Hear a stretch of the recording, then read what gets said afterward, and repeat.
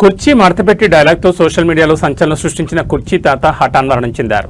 ఆయన వాకింగ్ చేస్తుండగా ఒక్కసారిగా కుప్పకూలి కనుమూశారు. నగరంలోని కృష్ణకాంత్ పార్క్ లో వాకింగ్ చేస్తుండగా గుండెపోటు కారణంగా ఒక్కసారిగా కుప్పకూలారు. కుర్చీ తాత అలియాస్ కాలభాష ఈ రోజు మరణించారు.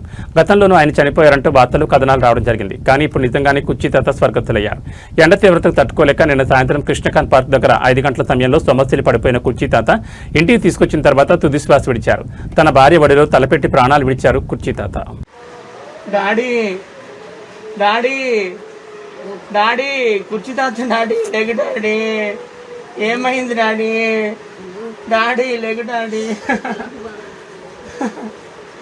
డాడీ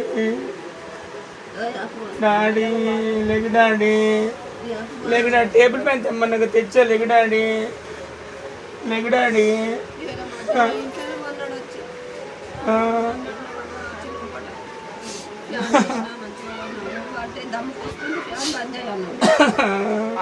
రాత్రి కూడా మాట్లాడండి నాతో స్నానం చేసుకో డాడీ అని ఎంతసేపు మాట్లాడాను.